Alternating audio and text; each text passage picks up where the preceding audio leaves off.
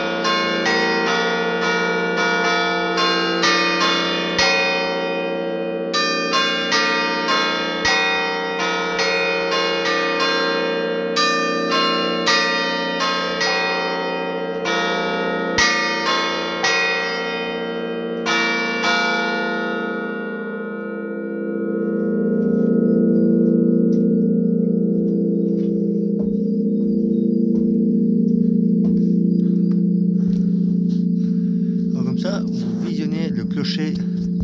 Donc là je vais monter.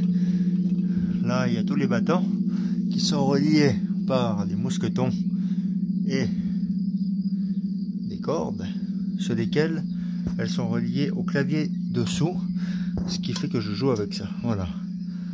Donc ça, cette cloche là, celle-là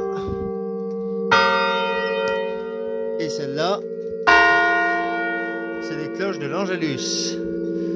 Et ça, c'est la cloche, celle-là, c'est celle où c'est qu'on sonne la messe le dimanche matin. Alors là, toutes les cloches ont une inscription dessus. On voit bien hein, que toutes les cloches ont une inscription dessus, avec des dessins. Là, on voit toutes les autres. Donc, la plus vieille cloche, c'est celle-là. Elle date de 1700 et des poussières. Ça, et celle-là, là-haut, on la voit pas bien. Mais c'est la cloche des morts. Elle est là. Non, c'est pas la même. C'est celle qui est derrière là-bas. Voilà. Et là, on voit jusqu'au sommet du clocher. Donc voilà. Je vais faire un petit visuel par-dessous là-bas. C'est peut-être intéressant, un petit visuel. Et là, donc ça c'est le traditionnel à la corde. Et je vais vous remontrer un peu le clavier. Voilà, donc je vous disais, toutes les cloches ont une inscription. Et la cloche des morts, oh, on voit pas, on la verra. Hop, la cloche des morts, c'est celle-là, car elle a une corde pour la tirer quand il y a des morts, quand il y a des décès, c'est l'appel. Voilà. Et là, donc ça c'est les anciens crochets, on voit. Voilà. Voilà une petite visite guidée du clocher. Pas de grand, pas de gras. C'est là-dedans. Hop. Je vous fais une petite visite guidée du clocher aussi. Ça va sonner aux 11h30. Normalement. Ah, non. Pour ça, ici, c'est... on n'arrive pas à ouvrir. Ça, c'est tout ce qui est du matériel pour l'Angélus automatique. Voilà. Ça, c'est des poids pour les cloches, les battants. Donc ça, c'est où c'est que je joue donc le carillon traditionnel. C'est une gamme de fa, mais moi je la transforme chaque fois en gamme de do. Donc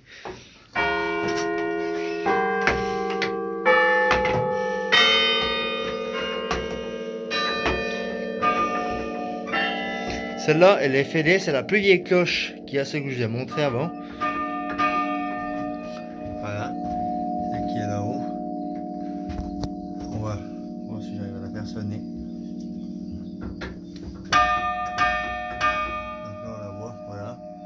Ça, c'est la plus vieille cloche du clocher de 1700. Et ce qui fait que le battant est forcément usé. Donc, elle sonne quasiment la même chose que celle-là. Il faudra changer le battant, puis on aura la gamme complète avec 8 cloches. Donc j'arrive quasiment toujours à jouer en double cloche avec le clavier. Puisque à l'époque j'ai également fait des cours de piano, d'orgue et de clavecin. Et puis ici ça c'est le traditionnel. Ça c'est le traditionnel de la corde. On va essayer de je vais essayer de vous en faire un peu. Donc ça c'est avec les pieds. Voilà. Ça c'est avec les pieds.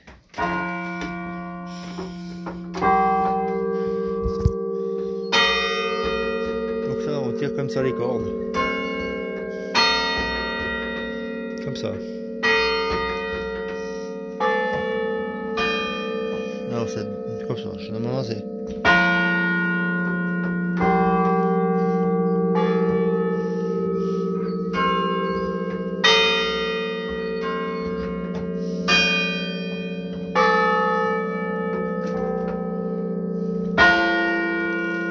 Voilà, ça c'est le traditionnel aux cordes. Et là on renvoie le clocher en dessus, toutes les cordes qui vont là-dessus. Et ça c'est tout ce qui concerne le clavier quoi. Et là je vais vous montrer en bas dessous. Je vais quand même faire une petite visite guidée complète du clocher. Avec ici donc des marches d'escalier pour y descendre. Et là je vais vous montrer aussi l'horloge d'origine, qui est une horloge donc à roue dentelée. Elle date de 1900 et des poussières je crois. Il a marqué la date là je crois. Voilà, donc là il y a un balancier qui ne fonctionne pas en ce moment car l'horloge maintenant on peut la faire fonctionner aussi à l'électrique. C'est comme ça que, car maintenant elle fonctionne comme ça. Voilà. Et maintenant, je vais vous faire un petit tour ci-dessous.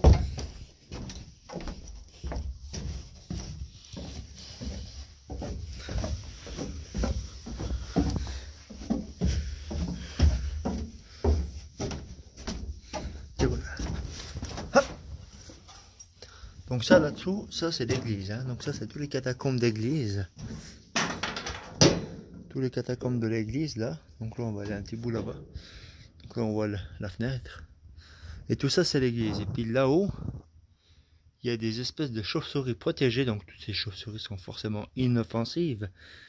Mais elles sont protégées et puis elles vont se cacher dans les cavités. Donc c'est pour ça qu'il faut peu de lumière pour qu'elles puissent forcément mieux se reproduire et mieux se cacher. Voilà. Pour le petit tour ici.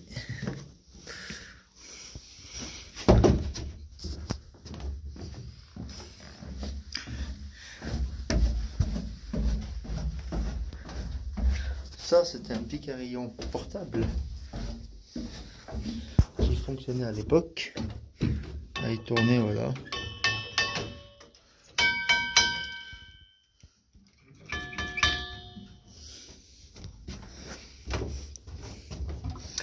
Et là, on arrive au fond des clochers.